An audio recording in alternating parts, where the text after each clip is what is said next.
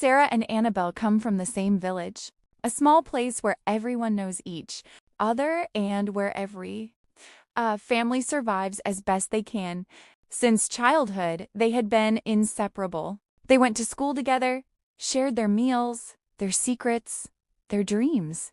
Their bond was so strong that the whole village used to say, "Where Sarah is, Annabelle is too." When they finished their studies, they decided to leave for the city to look for a better future. The village was too small for their ambitions. They wanted to do something with their lives, help their families, escape poverty, truly succeed. So they took their savings, packed their bags, got on a dusty bus heading for the big city, and that's how it all began. When they arrived in the city, they quickly realized that life was much harder than they had imagined. The rent was expensive, the bills even more so, and the smallest meal cost twice as much as back home. But they were together, and that was enough to keep them going. They found a small room to rent. Very simple, with a mattress on the floor, a fan that made more noise than wind, and a small window that let in the morning light. But for them, it was already a palace, because it was their first place, their first step toward the future.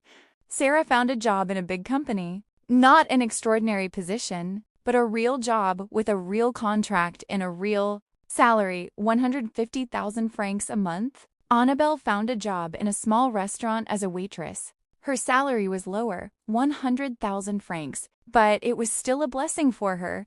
They promised each other that this difference in salary would never change anything between them.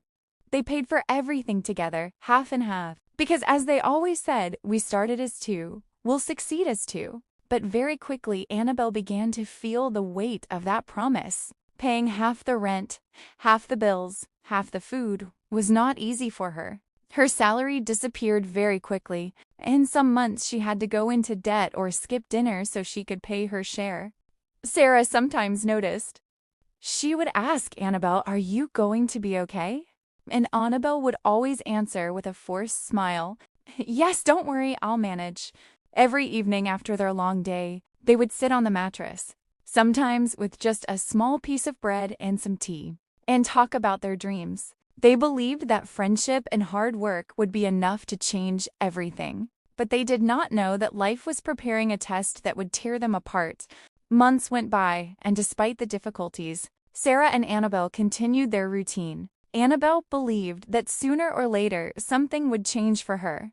She did not know that this change would come only for Sarah. One morning, Sarah was summoned to a glass office by a high-level manager. He spoke calmly and told her she had been observed for a long time. Then he made her an offer that changed everything: a path to become a director, to earn 1 million francs per month. But there was a condition. She had to join a secret circle, a fraternity. She had to remain discreet and never reveal this existence. Sarah hesitated for a brief moment, but thoughts of poverty, humiliation, and her family pushed her to accept. From that day on, her life changed rapidly. 2 weeks later, her salary jumped from 1 to 1 francs.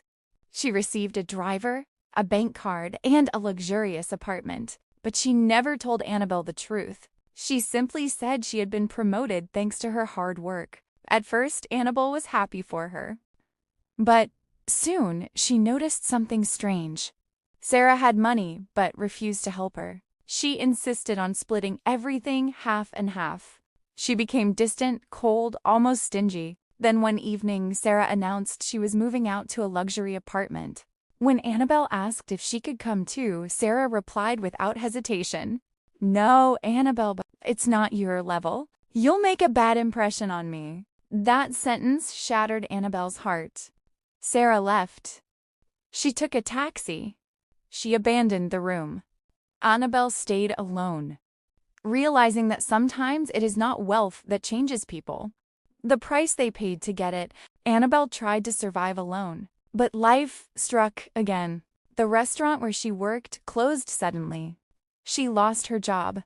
Ashamed and desperate, she called Sarah and asked for a small loan.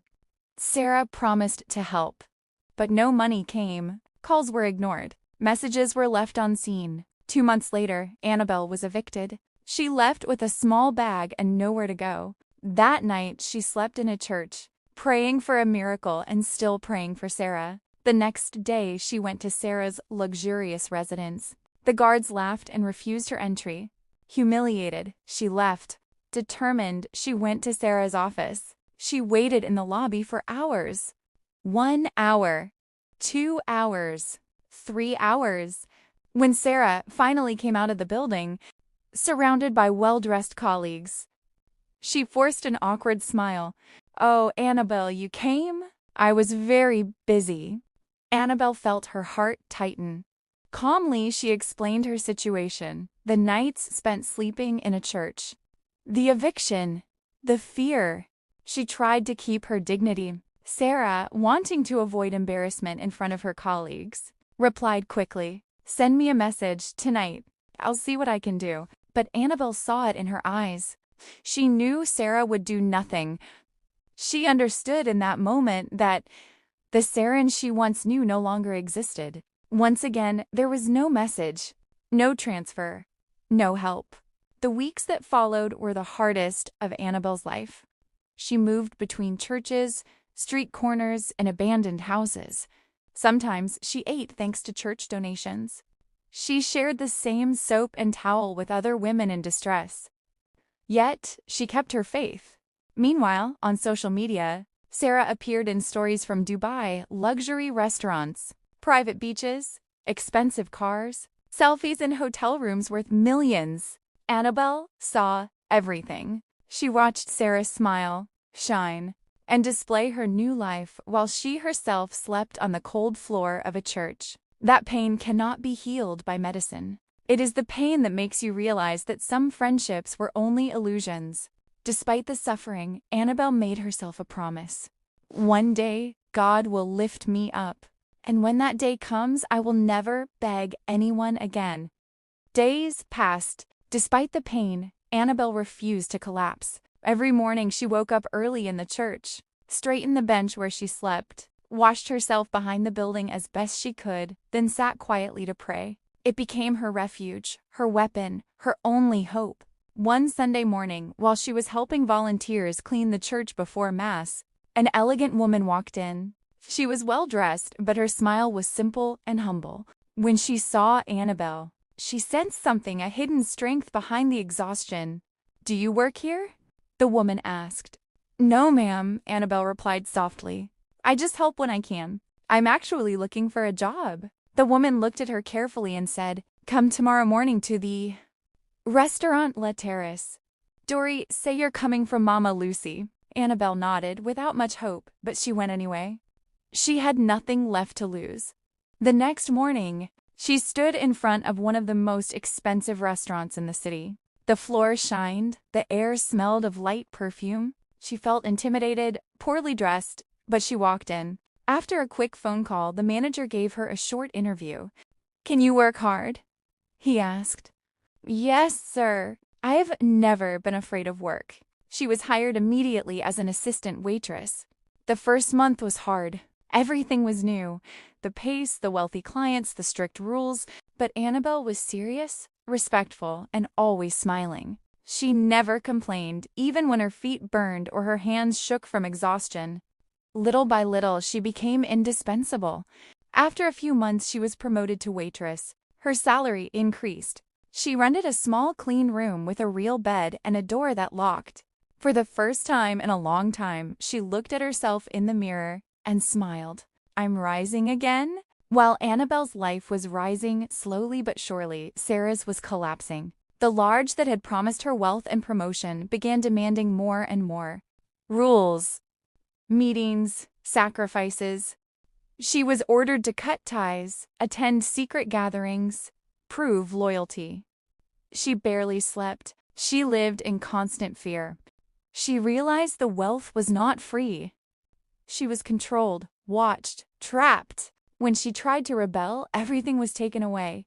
Her position, her privileges, her protection. In a few weeks, she lost her job. The friends who smiled with her in Dubai disappeared.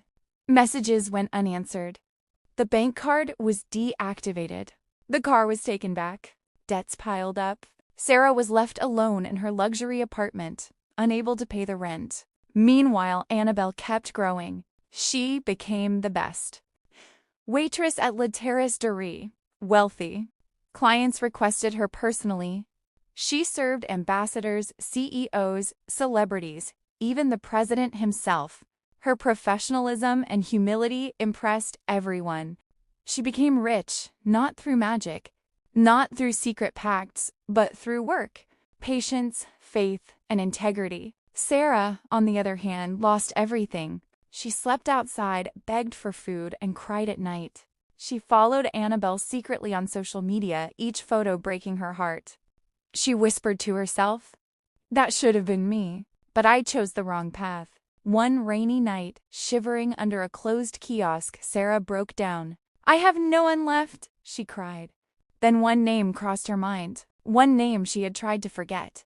Annabelle. That night, Sarah decided to go and look for her, not to take advantage of her, not to regain luxury, but to ask for forgiveness, sincerely. Early in the morning, hungry and exhausted, Sarah got up and walked for a long time to the wealthy neighborhood where Annabelle now lived. Cars were leaving large houses, drivers opening doors for their owners. People seemed to live perfect lives. Standing in front of Annabelle's modern home, Sarah felt even smaller. She hesitated for a long time. She was afraid of being rejected. But in the end, she knocked. A few minutes later, Annabelle opened the door and froze. She had never seen Sarah in such a state. Torn clothes, tangled hair, a lost and empty stare. "Sarah?"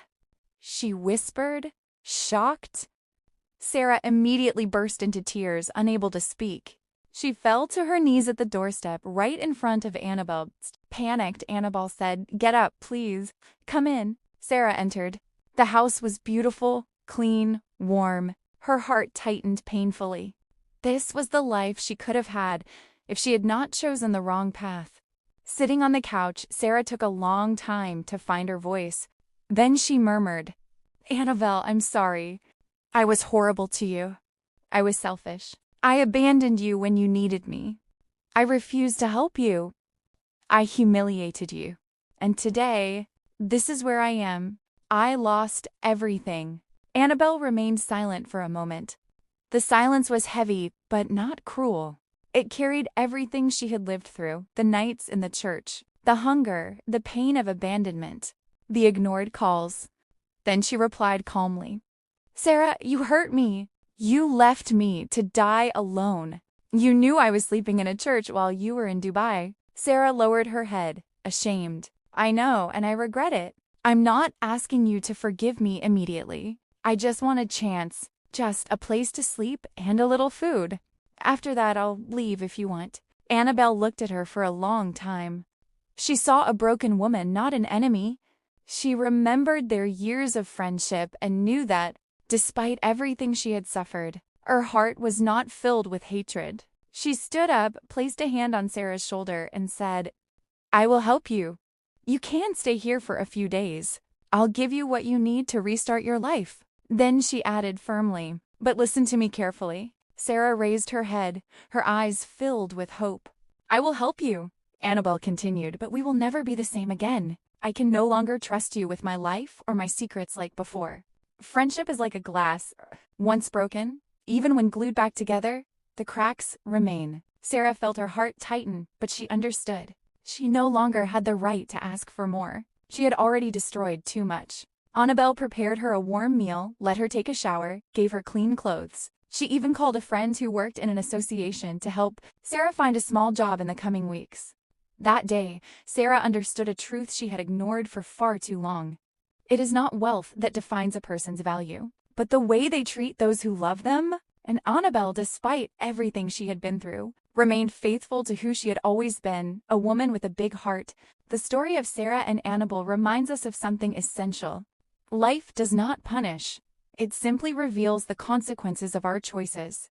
Sarah chose the fast path. Easy money, quick wealth, shiny promises. In her race for luxury, she forgot loyalty, friendship, and gratitude. She abandoned the only person who truly loved her. And when everything collapsed, when the lodge destroyed her, when the money disappeared, she found herself alone, without helping hands, without support, without refuge. Annabelle chose a different path. A difficult, painful, sometimes humiliating one, but she remained honest, humble, patient, and true to herself. And it was that heart that life and God rewarded. Prestigious contracts, official ceremonies, private jets, yachts, recognition from the president. Annabelle did not chase wealth. Wealth came to her. So today, I want to ask you two important questions. If you had been in Sarah's place, what would you have done? Would you have chosen fast money, even if it meant losing your values? Or would you have refused the large, even if life remained difficult? And if you had been in Annabelle's place, how would you have reacted? Would you have forgiven? Would you have helped Sarah despite everything? Or would you have let her face the consequences of her choices alone? Tell me in the comments. Your answers truly interest me, because everyone can see this story differently. And if this story touched you, if it taught you something, if it gave you a lesson or simply an emotion, share this video with your friends and family. Maybe someone around you needs to hear this message today. Thank you from the bottom of my heart for watching until the end. We'll meet again very soon for a new story, even more powerful. If you enjoyed this story, don't forget to like the video, subscribe to the channel, and leave a small comment, even a simple emoji. It helps the channel grow enormously and motivates me to bring you even more incredible stories